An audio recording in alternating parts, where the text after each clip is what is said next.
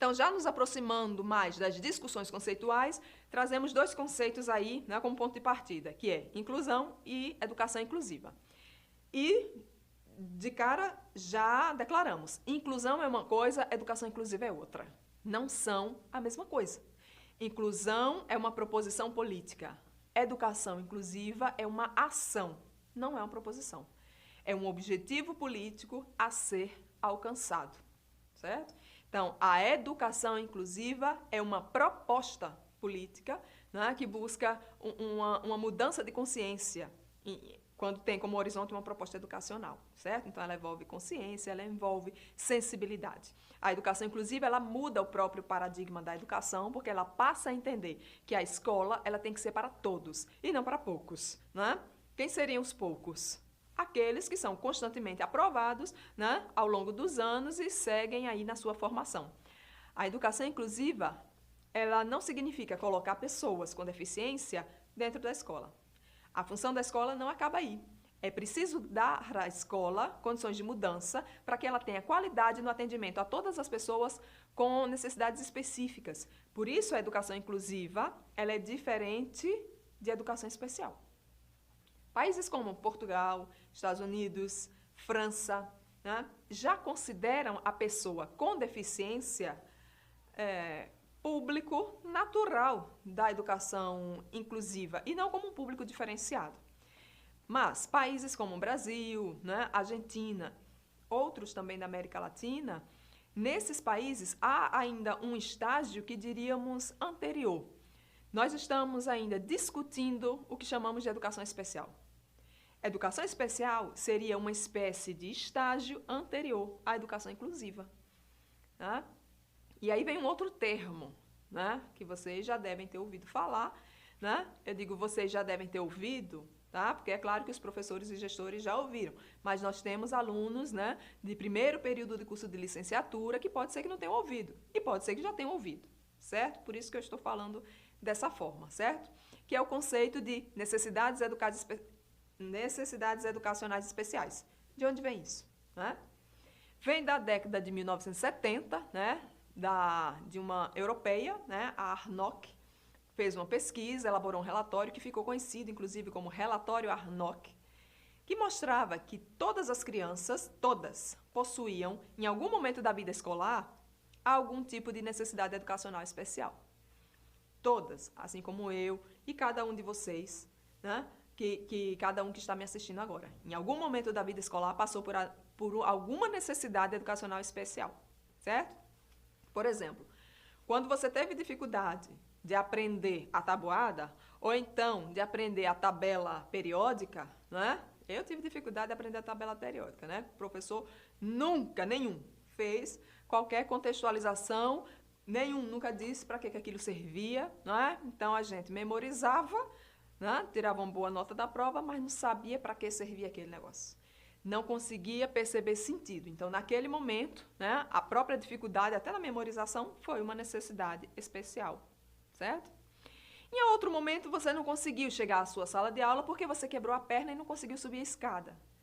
Isso é considerado uma necessidade educacional especial, que durou o quê? Uma semana, 15 dias, um mês, 2 meses, mas não durou a vida toda, que você não ia ficar com a vida toda com a perna engessada. Foi algo pontual, momentâneo. Então, foi uma necessidade pontual, uma necessidade especial. Ela não é algo, essa necessidade não é algo permanente, né? Então, percebam, há diferenças entre os conceitos, certo? E nesse conceito, nessa discussão sobre a educação inclusiva e a educação especial, entre as discussões entre esses dois conceitos, há um outro conceito, que é o de atendimento educacional especializado, certo?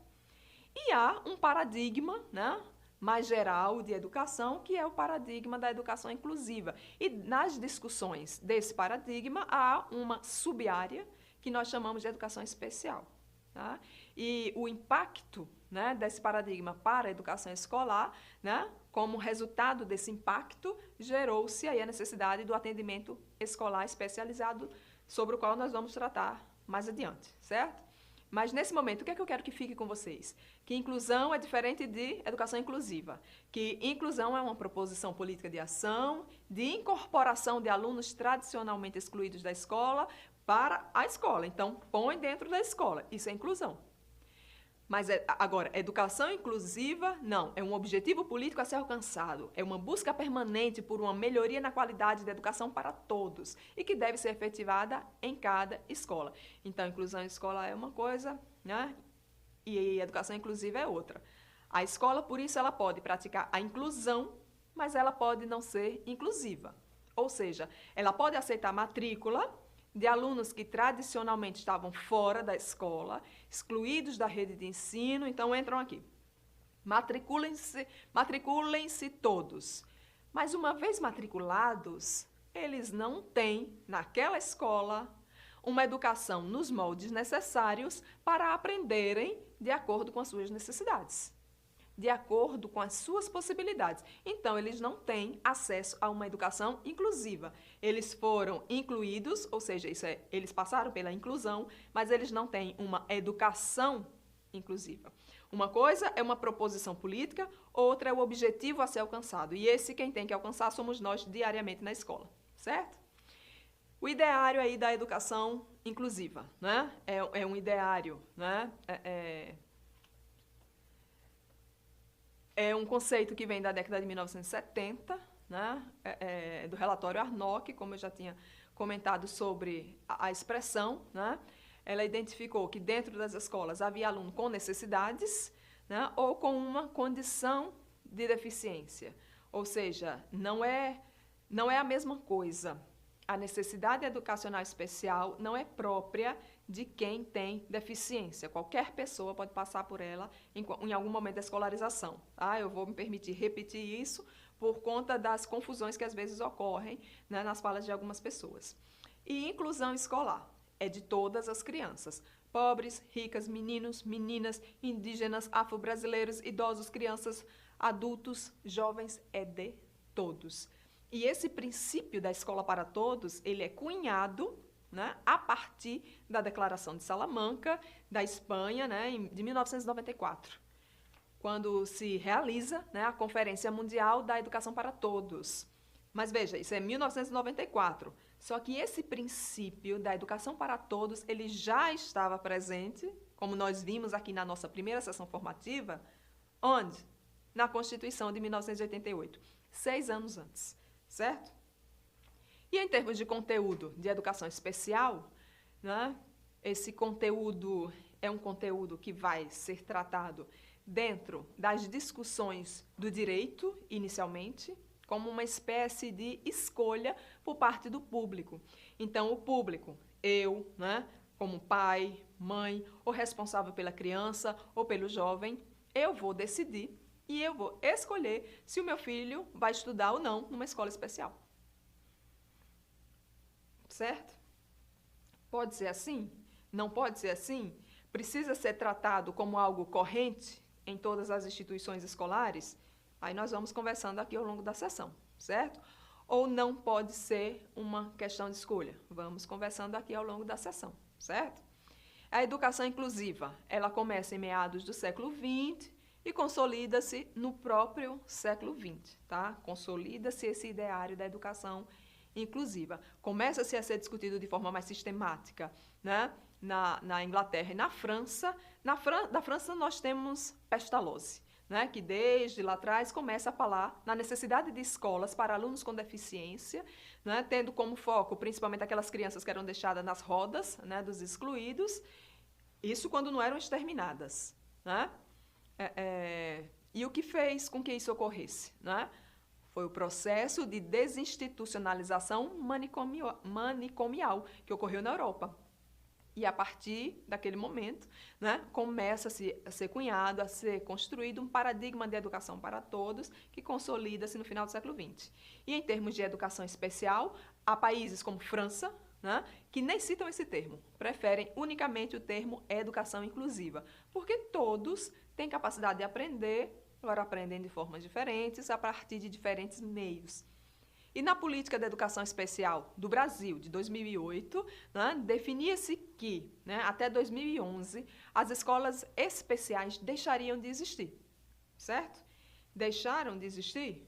Não, existem até hoje. Né? Por isso que eu perguntei, é uma questão de escolha? Os pais devem ser livres para decidirem se vão matricular os seus filhos em uma escola especial ou numa escola da rede regulamentar?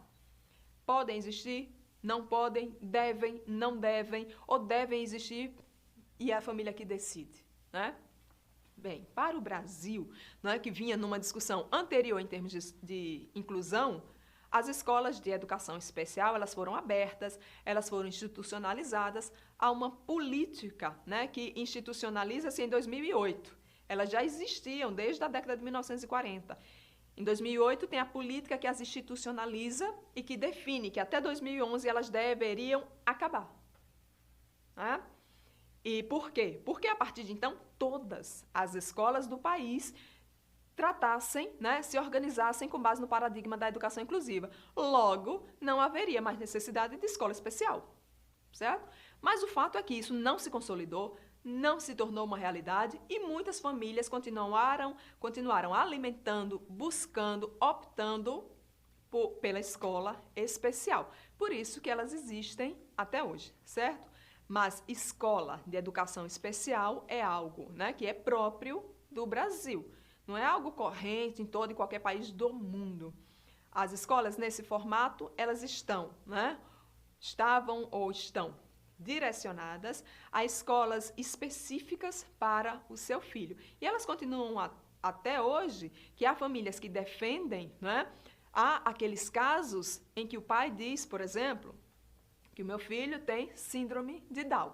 Ele está matriculado manhã na rede municipal de ensino e à tarde ele está matriculado na escola especial.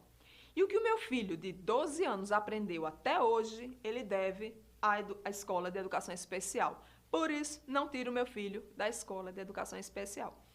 Por razões como essas, é que as escolas permaneceram pós 2011, certo? Diferente do que a política indicava, certo? Do que a política nacional de 2008 indicava, certo? Não sei se está claro até aqui, né? Porque são muitos os conceitos, eles dialogam, eles se aproximam, mas eles têm diferenças, certo? Mas vamos lidar com eles ao longo de toda a nossa sessão, ok? E vocês vão enviando as perguntas, certo?